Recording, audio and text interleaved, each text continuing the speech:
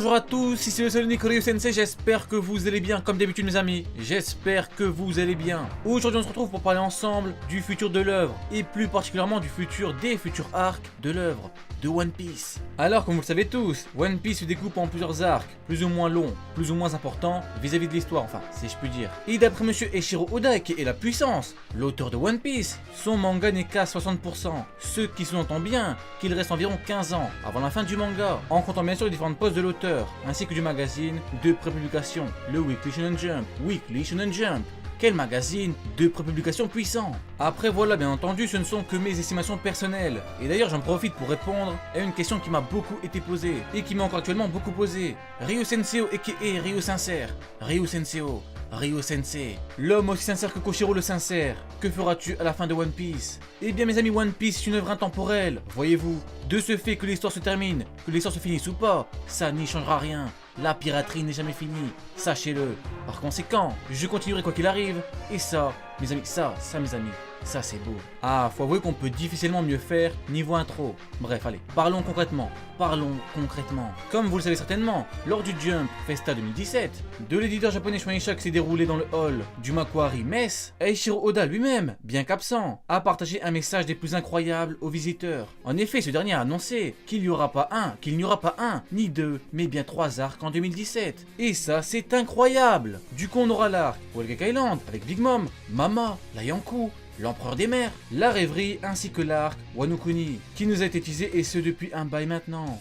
Du coup pour cette vidéo, dans un premier temps on va discuter de ce qui pourrait éventuellement se passer dans ces arcs, sans pour autant trop entrer dans les détails, parce que sinon la vidéo risque de durer une 50aine de minutes. Et dans un deuxième temps, je vais vous parler de 2 futurs arcs en particulier, enfin des éventuels arcs qui n'ont pas été annoncés. Allez c'est parti, allez c'est parti. On commence avec le premier arc de 2017, l'arc Whole Cake Island. C'est l'arc qui aura comme antagoniste principal Big Mom, la Yonkou. Alors je ne voudrais pas spoil les personnes qui ne seraient éventuellement pas à jour dans le manga. Du coup, dirige-toi à la durée indiquée si tu n'es pas à jour, parce que ça va spoil à mort. Je te conseille vraiment de te diriger à la durée indiquée si tu n'es pas à jour. Allez, je te laisse 5 secondes. Zoro est un dit. Katarina Devon à la mer de Bangkok. Donc, si vous suivez mes analyses de chapitres toutes les semaines, vous connaissez certainement ma position quant au futur de cet arc.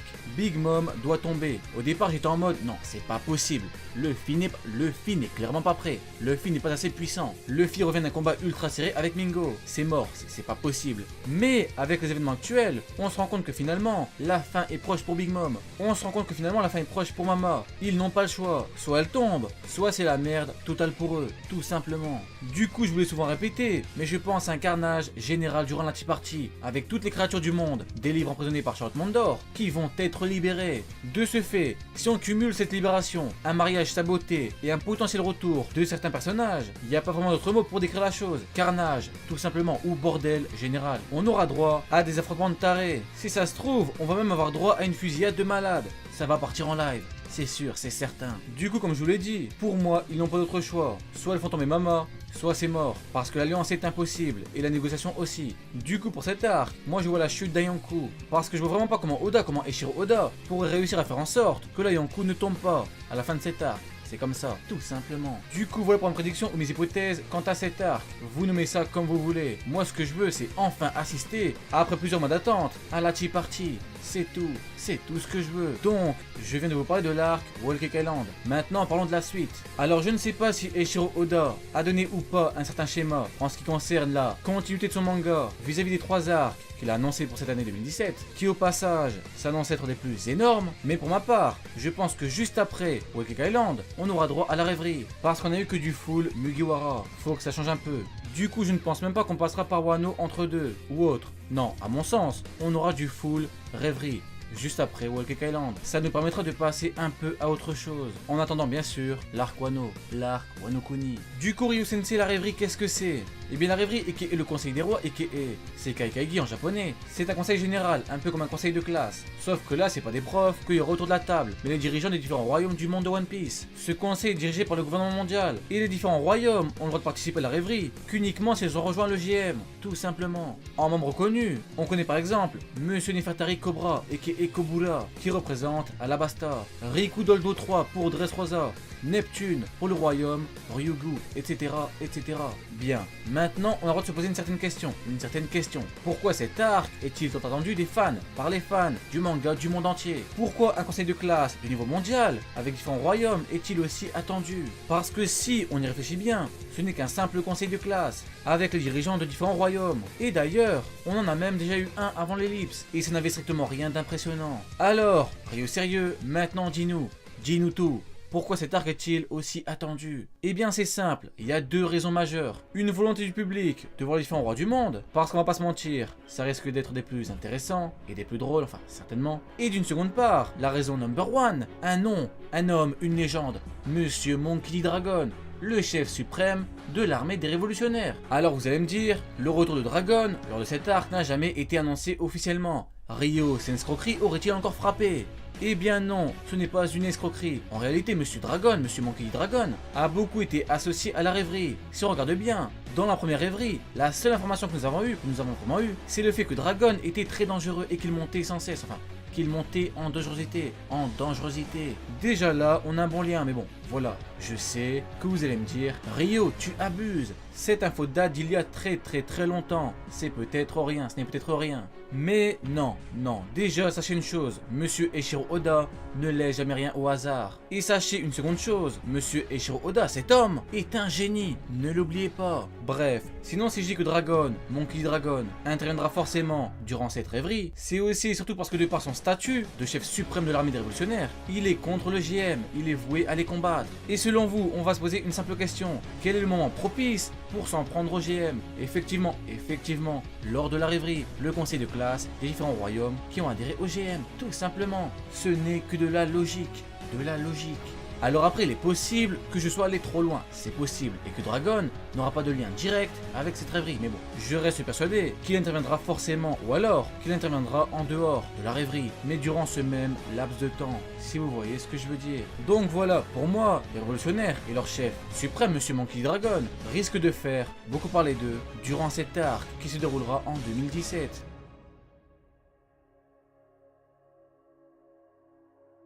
Et pour terminer avec les 3 arcs annoncés pour cette année, maintenant on va parler de Wano Kuni. Wano Kuni aka Pays de Wa en français, c'est le pays des samouraïs. Eiichiro Oda a signé ici une magnifique référence au Japon féodal. Après avoir référencé d'innombrables lieux historiques, des personnages historiques, etc., Oda signe là référence ultime au Japon féodal. Quelle puissance! Alors cet arc nous a été utilisé depuis très longtemps. Thriller Bark pour être précis, avec Ryuma, qui nous a révélé que le Shui-Sui de Zoro était le trésor national du pays de Wa. Vous voyez, quand je vous disais que Monsieur Eiichiro Oda, notre bouffeur de riz préféré, était un génie, je ne vous ai pas menti. Sinon du coup, on a aussi eu des infos avec Kinemon, entre Punk Hazard et Dressrosa, et plus récemment avec l'Arc Zoo. Et à l'heure actuelle, on sait qu'une équipe est sur place, dont le grand Zoro, le célèbre second de l'équipage des Mugiwara. Mais quel homme! Regardez-le, c'est Roronoa Zoro, aka Roronoa G Zoro. Du coup, à quoi est-ce qu'on peut s'attendre durant cet arc de Wano? Eh bien déjà, je pense qu'on aura un bail important avec le Shui-Sui de Zoro, parce que Ryuma l'a remarqué directement sur Thriller Bark. C'est pour noter, c'est pour dire l'importance de ce sabre légendaire aux yeux des samouraïs de Wano. En fait, c'est un peu comme si la ville de Paris, c'était un petit village style Wano, que ce pays était peuplé de peintres, et qu'un mec avec les cheveux verts débarquait sur place, avec sous le bras la Joconde. Bon, c'est peut-être pas un bon exemple, mais vous avez capté les Ryobai. Vous êtes des pirates intelligents, mes amis, tout de même, vous êtes des pirates intelligents. Quand même. Merde, quand même. Bon, et plus sérieusement, j'entre pas dans le détail de ce que je pense du passé de Zoro. On verra ça un autre jour. Par contre, pour cet arc, ce qui est intéressant, ce qui est très intéressant, c'est que Wa est l'un des rares pays au monde ayant refusé de rentrer dans le GM. Et ce, dans le but de préserver son autonomie. Et ce pays de Wa est tellement puissant que même le GM n'ose pas interférer avec lui. C'est incroyable. Cette info, c'est assez énorme. Parce que si ce pays est aussi puissant que ça, je vois mal notre groupe de Mugi s'imposer là-bas, c'est impossible. Mes amis, nous sommes de vrais pirates, on ne va pas parler gaulois. Si ce pays est aussi puissant que ça, et a une telle renommée, notre équipe sur place ne pourra jamais s'imposer, c'est comme ça. Et ce, surtout sans leur capitaine, enfin à moins que ce dernier, donc Monkey D. Luffy le vaillant, ne les rejoigne dans le plus grand des calmes. tout simplement. Sinon, en ce qui concerne le côté fight de l'arc, je sais vraiment pas, j'ai des doutes. Parce que d'après ce que l'on sait, ils doivent rallier les samouraïs contre le shogun. Mais le souci c'est que vu que ce dernier, donc le shogun, contrôle la zone, il contrôle la Zanmei, je ne vois pas comment est-ce qu'ils vont s'y prendre. Mais bon, concrètement, moi cet arc, je le vois en deux grosses phases. La première phase, la phase ralliement, qui prendra pas mal de temps. Et on aura certainement des infiltrations, des stratégies, etc. Et enfin, une deuxième phase, gros bordel, avec un affrontement final, Zoro versus le shogun. Parce que plutôt je vous disais qu'ils ne pourront jamais s'imposer sans Luffy & Co. Mais, et je dis bien mais, s'ils parviennent à rallier les samouraïs et leur cause, là, ça risque d'être assez intéressant. Du coup, attendons de voir ce que Oda, ce que Eiichiro Oda, lui-même, la puissance, nous prépare. Bien, maintenant, je ne vais pas vous parler des arcs que l'on aura sûr et certain dans le futur, style Grande Guerre, etc. Non, pour ma part, je vais vous parler de deux arcs qui pour moi auront peut-être lieu. Alors attention, ces deux arcs n'ont absolument pas été téléphonés. Enfin, ce que je veux dire par là, c'est que si ça se trouve, vous n'y avez même jamais pensé. Et ça mes amis, ça c'est beau. Bref, premier arc, le moins probable, une île de panda, une île de panda, une île panda. Bon, là je sais que certains ont envie de me tabasser, mais bon, déjà, faut au moins se prétendre du même niveau que Barbe Blanche. Du coup voilà, sinon, il y a des risques de vos fesses vont devenir toutes mes amis tout de même. Un peu de respect, tout de même. Respectez vos fesses, quand même. Vous ne voudriez pas qu'elles se retrouvent de la même couleur que les cheveux de Perona. Quand même. Merde, quand même. Par le talc, je suis de manière éternelle lié à la fessée. Quand même. Merde, quand même. Non, allez, plus sérieusement, on se calme. Mes amis, on se calme. Merde, quand même. Bref, allez, reprenons nos esprits. Là, je sais que vous allez me dire, Rio Senscroquerie, qu'est-ce que tu nous racontes? Eh bien, mes amis, je m'explique. Alors, dans le One Piece Red, Grand Characters, ou plus communément appelé Databook Red, qui est un databook officiel by Eiichiro Oda en personne, sur le rabat de la jaquette, Eiichiro Oda, à travers Luffy, nous dit « Eh, vous connaissez l'île des pandas? Il paraît qu'il y a des hommes pandas qui vivent là-bas, et même que leur chef est un catcheur. Je vous jure que c'est vrai. » Bien, on connaît tous Luffy, on sait que Luffy, c'est tout sauf un mytho. Luffy n'est pas un mytho. Du coup, pensez-vous qu'Oda nous dit ça comme ça? Ou alors, tout comme moi, vous pensez que ce génie, qui prévoit tout, a tout prévu, et qu'il nous a préparé un arc entier sur une île spécifique qui a comme thème principal, je vous le donne dans le mille, les pandas. Les pandas. Mes amis, qui n'aime pas les pandas? Tout le monde aime les pandas. Regardez par exemple ce panda. Osez, mes amis, osez venir me dire que vous n'aimez pas ce panda. Regardez ce panda. Tout le monde, mes amis, tout le monde aime les pandas. Allez, tous avec moi. Tout le monde aime les pandas. Vive les pandas. Nous aimons tous les pandas. Et dans One Piece, on aura un arc entier sur les pandas. Les pandas. Donc, je recommence. Pensez-vous qu'Oda, ce génie, nous dit ça comme ça? Ou alors, tout comme Ryo Sensei, Ryo sérieux, Ryo sincère, le mot si sincère, Kokoshiro le sincère. Vous pensez que ce génie a tout prévu et qu'il nous a préparé un arc entier sur une île spécifique qui a comme thème principal les pandas, tout en sachant, mes amis, tout en sachant que l'auteur, Eiichiro Oda, lui-même est un gros fan des pandas. Et pour cause, il a même créé le célèbre Pandaman. Tout le monde connaît Pandaman. C'est Oda qui a créé Pandaman, qui apparaît dans plus de 290 chapitres à l'heure actuelle. Plus de 290 chapitres. C'est environ 40%, c'est tout simplement énorme. Après, un arc entier, c'est pas sûr. Mais une île où les Mugi passeront je ne sais combien de temps, à mon sens, ça paraît sûr. Après, voilà, je suis conscient que vous allez être très nombreux et nombreuses à ne pas être d'accord. Enfin, que vous allez me dire, non, ça ne va pas se... Ryo Sensei, ça ne va pas se passer comme ça. Quand même, Ryo Sensei. Mais voilà, moi pour ma part, je fais confiance à Oda. Je sais qu'Eiichiro Oda n'est pas un escroc. Du coup, j'attends cet arc ou cette île panda parce que, mes amis, tout de même, tout le monde aime les pandas. Nous aimons tous les pandas. Panda. Nous aimons tous les pandas. Je veux que vous, partout, vous aimiez les pandas. Parce que tout le monde aime les pandas. Et parce qu'un arc de panda, c'est notre projet. Vive Eiichiro Oda et vive One Piece.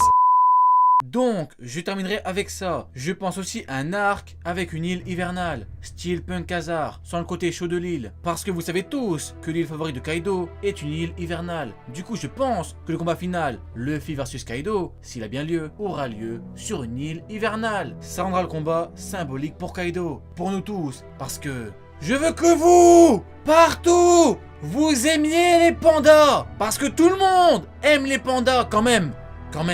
Merde quand même. Allez, moi je pars en live, du coup, je vous laisse avec ça. Allez, portez-vous bien, aimez les pandas, aimez One Piece et surtout, never forget, tout le monde aime les pandas. Allez, Jané. Et toi, tout comme tous les pandas de la Terre, as-tu déjà ressenti la Ryuk énergie, la panda énergie, mais tout le monde aime les pandas. Tu n'auras pas vu ma vidéo pour rien, tout le monde aime les pandas. Merde quand même.